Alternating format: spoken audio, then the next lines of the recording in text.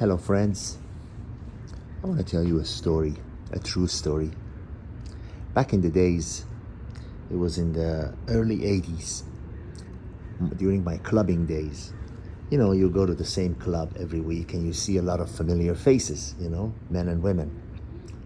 And this story is about this particular Hispanic woman, good-looking woman. She was from South America, and she was from El Salvador.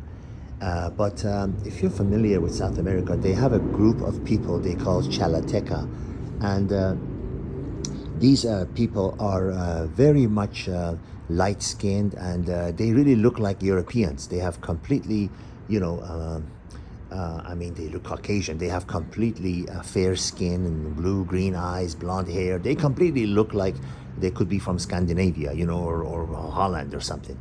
Anyways, they call them Chalateca. Many of you familiar with that area might know what I'm talking about.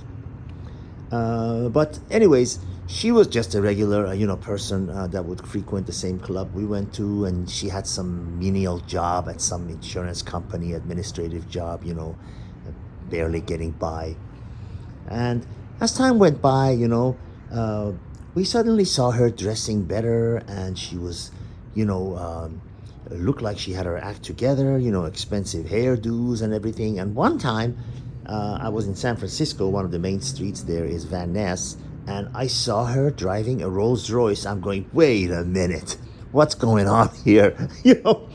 There is just no way that this person could be affording to drive a car like that. There's something going on. So, of course, the next time we saw her at the club, we said, okay, come on, give us the lowdown. What's going on? Apparently, this guy from Saudi Arabia had taken a liking to her and was basically, showering her with money. And she said, as a matter of fact, I am leaving next, Christmas, because he wants me to go live in Milan. He's already got an apartment for me there, and he's gotten me a car there and $4,000 a month of pocket money. Now remember, this is in the early 80s. So she disappeared. And time, went by or whatever. It was less than 2 years. We saw her back in San Francisco, and gone were the radiant smile on her face and the fancy clothes, and she was depressed. And of course we say, what's going on? So how is it going with your Saudi Arabian guy, whatever? She said, well, I tell you what happened. She was given the apartment and everything, and the car and the pocket money, spending money to live in Milan, Italy, in the guy's extra apartment, as it's very common for Saudis to do, because they legally can have 4 wives, and they can have girlfriends, whatever.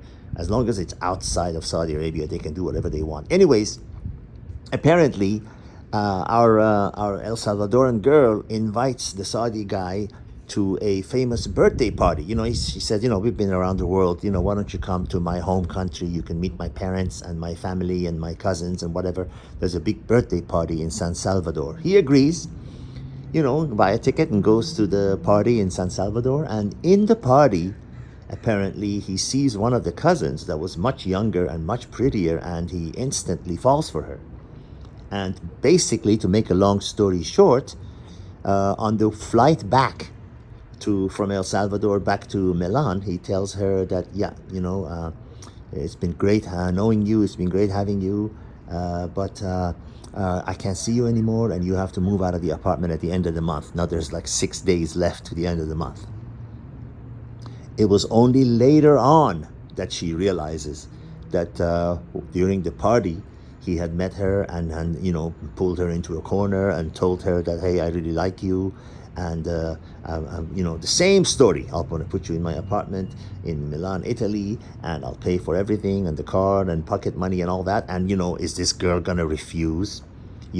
Is this girl going to say, oh, no, well, my cousin, no, I can't do that. I can't take you away from him. The cousin was a mistress anyway to begin with. But, she took the opportunity. El Salvador is not exactly a wealthy country, and, offer like that, it's like winning the lottery 5 times over. So he basically tells her to move out. you're gone, you're to the streets, and your cousin is coming in. So she says, I can't believe, this is the part of the story that's interesting. She said, and you know, at that time, it's in the 80s, I was in my 20s. And she says, I can't believe that my own cousin would stab me in the back. Even then I knew, I was thinking, stab you in the back? You would exactly do the same thing in a New York second. Not a New York minute, but a New York second. You know, some opportunity comes like that along. What are you going to do? Refuse it? You know, would it be reciprocated if the roles were reversed by you? I don't think so. So that's the story, you know. As luck would have it, you know, there's an old saying in the East, translated into English again.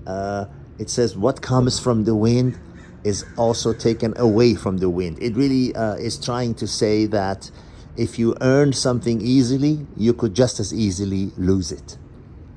All the best.